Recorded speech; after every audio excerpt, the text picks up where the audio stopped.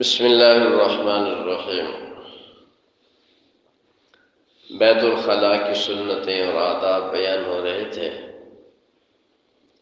ایک ادب یہ ہے کہ جب بیت الخلاء سے باہر نکلنا ہے تو دایاں پاؤں پہلے نکالا جائے، پھر بایاں پاؤں۔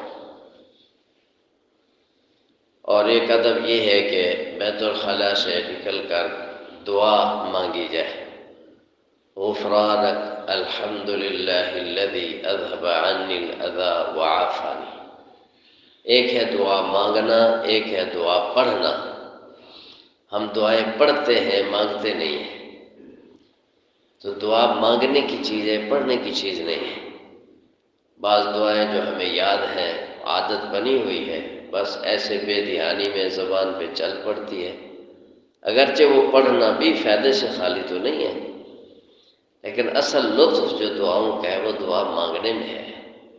اس کے مفہوم اور اس کے ترجمے پر توجہ ہو۔ غفرانک، اللہ سے بندہ معافی مانگتا ہے، اور بعض حضرات فرماتے ہیں یہ غفرانک لا غفرانک کے مقابل میں ہے، جس کا معنی شکر ہوتا ہے۔ اللہ کا شکر ادا کرتا ہے کہ میرے جسم میں جو تکلیف دہ مادے تھے، فاضل مادے تھے، وہ نکال دیے اللہ نے اپنے فضل سے، مجھے عافیت بخشی ہے۔ اگر یہ مادے نہ نکل سکیں، پیشاب کا خانہ اگر بند ہو جائے تو انسان ایک دن بھی زندہ نہیں رہ سکتا، تڑپ تڑپ کے مر جائے گا۔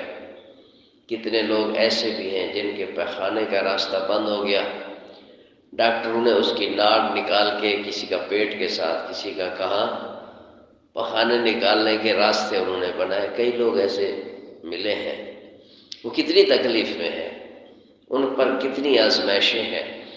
تو اللہ تعالیٰ نے بغیر کسی تکلیف، بغیر کسی آزمائش کے، عافیت کے ساتھ اس تکلیف دہ مادے سے اللہ نے نجات عطا فرمائی۔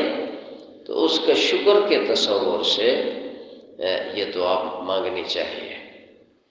اور بیت الخلاء سے نکل کر اپنے ہاتھوں کو مٹی کے ساتھ، صابن کے ساتھ، سرف یا کوئی بھی ایسی چیز جو گندگی کو، میل کو صاف کرنے والی ہو، یہ دیوار کے ساتھ رگڑ کے، یہ بھی سنت ہے۔ اس وقت صابن نہیں ہوتے تھے۔ حضور صلی اللہ علیہ وسلم کی شریفہ یہ تھی کہ فراغت کے بعد زمین پر اور کبھی دیوار پر ہاتھ رگڑ کر اس کو دھو لیتے تھے۔ تو یہ استنجے کا جو مرحلہ ہے مکمل ہوا، آدھی طہارت پوری ہو گئی۔ تو اس کی کوشش کی جائے کہ ان سنن اور آداب کی رعایت کی جائے۔ تقریباً 22-23 سنتیں بیان ہوئی ہیں۔ اب ہر سنت پر 10 نیکیاں بھی ملیں تو یہ تقریباً 220-30 نیکیاں بنتی ہیں۔ بہت بڑی دولت ہے بھائی۔ یہ جو دنیا کی کرنسیاں ہیں، ڈالر، روپیہ، ریال، پاؤنڈ، یہ آنکھیں بند ہونے کے بعد ان میں سے کوئی بھی کام نہیں آئے گی۔ آنکھیں بند ہونے کے بعد یہی کرنسی چلنی ہے۔ اس کے بعد وضو کا ذکر ہے۔ طہارت کا دوسرا درجہ وضو۔ وضو کے بارے میں عرض کیا کہ اس کی طہارت تو 4 فرائض پورے کر لینے سے حاصل ہو جاتی ہے، لیکن جو وضاعت کا درجہ ہے کہ اس کی وجہ سے ہمارے اعضاء بھی قیامت کے دن چمکے، اور اس کی وجہ سے ہمارے گناہ بھی معاف ہو جائے، اور وضو ایسا ہو کہ اس کے ذریعے ہماری نماز جاندار اور طاقتور بن جائے۔ کیونکہ نماز کی خاصیت اللہ نے ذکر فرمائی ہے، تنہا عن الفحشاء والمنکر، کہ فحشاء، بے حیائی اور برے کاموں سے نماز روکتی ہے، اور یہ زبردستی روکتی ہے۔ نماز میں یہ بڑی طاقت ہے۔ جس طرح دنیا کی چیزوں میں خواص ہوتے ہیں، روٹی کی خاصیت یہ ہے کہ بندے کی بھوک مٹا دیتی ہے، پانی کی خاصیت یہ ہے کہ پیاس مٹا دیتا ہے، اسی طرح ہیٹر کی خاصیت یہ ہے کہ بندے کو گرم کر دیتا ہے، اے سی، ایئر کنڈیشن کی خاصیت یہ ہے کہ بندے کو ٹھنڈا کرتا ہے۔ تو اسی طرح دوائیوں کی خاصیات ہے، تو بھئی اعمال کی بھی خواص ہے۔ ہر عمل کی اپنی خاصیت ہے، تلاوت قرآن کی، ذکر اللہ کی، درود شریف کی، حج عمرے کی۔ اسی طرح نماز کی خاصیت جو اللہ نے ذکر فرمائی کہ وہ بے حیائی کے کاموں سے، گناہوں سے، برائیوں سے زبردستی انسان کو روکتی ہے۔ تنہا کا معنی زبردستی روکنا ہے۔ لیکن زبردستی وہی کام کر سکے گا جس میں کوئی جان ہوگی، نماز جاندار ہوگی، تو یقیناً وہ ہمیں زبردستی گناہوں سے روکے گی، غلط بات سے، غلط دیکھنے سے، غلط سوچنے سے، معاملات میں گڑبڑ کرنے سے، دوسروں کے حقوق غصب کرنے سے، دوسروں کو ایذا پہنچانے سے، ہر گناہ سے نماز انسان کو زبردستی روکتی ہے۔ اگر ہماری نمازیں ہمیں گناہوں سے نہیں روک رہی تو پھر یقینی بات ہے کہ ہماری نماز میں جان نہیں ہے، اور نماز کی جان نکل جاتی ہے جب طہارت صحیح نہ ہو۔ طہارت تو یہ بنیادی گویا بنیاد ہے، جیسے آپ بیسمنٹ ہوتا ہے نا، یہ نیچے ڈی پی سی ہوتی ہے، دیواروں کے نیچے طہارت کی حیثیت نماز کے لیے ایسی ہے جیسے ڈی پی سی ہوتی ہے۔ تو وضو کے 4 فرائض کا ذکر تو آ چکا، اب وضو کا پورا کامل طریقہ، اس میں کیا کیا آداب ہیں اور کیا کیا اس کے مکروہات ہیں۔ وضو کے مکروہات میں سب سے بڑا جو مکروہ اور بلکہ حرام کام، جس کی وجہ سے ہم وضو کر کے جب اٹھتے ہیں تو گناہ بخشوانے کی بجائے گناہوں کے انبار گردن پہ رکھ کر اٹھتے ہیں۔ ہر وضو کے بعد پہلے اگر ہمارے گناہ 50% تھے تو وضو کے بعد وہ 80% ہو چکے ہوتے ہیں، بجائے گناہوں کی معافی کے گناہوں کے انبار گردن پہ لے کر اٹھتے ہیں۔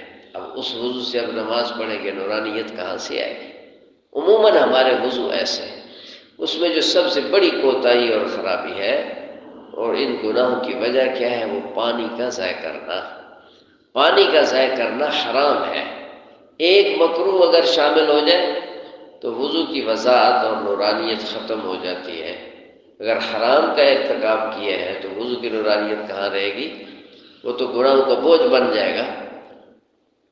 پانی ہم بے دریغ بہاتے ہیں، اور خصوصاً آج کل گرم پانی ہے، یہ مسجد کی ٹوٹیاں ہیں، 2 ٹوٹیوں میں گرم پانی ہے، لوٹے میں ڈالنے کی بجائے ادھر ہی بیٹھ کے فل کھول کے گرم پانی ہوتا ہے تھوڑا سا استعمال کرتے ہیں، لیکن باقی ضائع ہو رہا ہے، وہ مال مفت دل بے رحم کی طرح ضائع کیا جاتا ہے۔ تو میاں یہ سب کچھ نام اعمال میں لکھا جا رہا ہے۔ یوں مت سمجھو کہ میرا کچھ بھی نہیں لگ رہا، پانی جا رہا ہے تو جانے دو، نہ، یہ سارا پانی تمہارے نام اعمال میں جمع ہو رہا ہے، اس پانی کا حساب دینا پڑے گا۔ اپنے گھر کی ٹوٹی سے بھی پانی ضائع کرنا جائز نہیں ہے۔ مسجد کا پانی تو وقف کا پانی ہوتا ہے، اس کی تو نسبت جڑی ہوئی ہوتی ہے اللہ کے گھر کے ساتھ، اس میں سارے مسلمانوں کے اموال اس میں شامل ہوتے ہیں۔ تو اتنا بڑا گناہ جرم عظیم کر کے اٹھے تو وہ سمجھ رہا ہے کہ میرے گناہ معاف ہو گئے، اگر پہلے تھوڑے گناہ تھے تو اب کئی گناہ بڑھ چکے ہیں۔ اور ایسے وضو سے جو نماز ہوتی ہے، وہ نماز کبھی بھی بندے کو گناہ سے نہیں روکتی، وہ نماز کبھی اللہ سے ملاقات نہیں کروا سکتی، وہ نماز آنکھوں کی ٹھنڈک نہیں بن سکتی۔ تو پانی کے ضائع کرنے سے، پانی کو ضائع کرنے سے بچانا ہے اور بہت احتیاط کرنی ہے۔ فرمایا ان المبذرین کانوا اخوان الشیاطین، فضول خرچی کرنے والے شیطان کے بھائی ہیں۔ وضو سے پہلے تو شیطان کے بھائی نہیں تھے۔ جب مسجد میں ہم آئے ہیں بڑے جذبے کے ساتھ، بڑے ادب کے ساتھ، فرشتے استقبال کر رہے تھے، یہ اللہ کی عبادت کو جا رہا ہے، لیکن پانی ضائع کر کے شیطان کے بھائی بن گئے تو یہ مزید ترقی کے اور تنزلی ہو گئی، مزید اللہ سے دوری ہو گئی۔ تو ہمارا وضو ہمیں اللہ سے دور کرنے کا ذریعہ بن رہا ہے، اس لیے بھی پانی بہت احتیاط سے استعمال کرنا چاہیے۔ ان لوگوں سے جا کر پوچھو جن کو پانی میسر نہیں ہے، تھوڑے تھوڑے پانی کے ساتھ وہ اپنا نظام زندگی چلاتے ہیں، دور دور سے بھر کے لاتے ہیں، ایسے لوگ بھی ہیں، ایسے علاقے بھی ہیں۔ تو اللہ کا شکر ہے، اللہ نے ہمیں وافر پانی عطا فرمایا، گھروں میں، مسجد میں ٹوٹیاں ہیں، بڑے بڑے لوٹے ہیں۔ حدیث پاک میں حضور صلی اللہ علیہ وسلم کا جو وضو مبارک تھا، وہ ایک مد پانی کا، جس کو آپ ایک گلاس کہہ لیں، یہ آدھا کلو کا، آدھا سیر کا گلاس، تقریباً اس کے قریب آدھے سیر پانی سے حضور انور صلی اللہ علیہ وسلم کا وضو مبارک مکمل ہو جاتا تھا۔ اور ہمارے وضو میں کتنا پانی لگتا ہے؟ اگر نیچے بالٹی رکھ دی جائے تو پوری بالٹی ایک وضو سے بھر جائے۔ اور اس پانی سے ہم غسل کر سکتے ہیں، اتنا پانی ضائع کرتے ہیں، اور اس پانی کو ہم 5 نمازوں کے لیے استعمال کر سکتے ہیں، اتنا پانی پاتے ہیں۔ تو طریقہ انشاءاللہ آئندہ درس میں ذکر کریں گے کہ پانی کی بچت کس طرح کرنی ہے۔ اللہ پاک دین کی سمجھ عطا فرمائے۔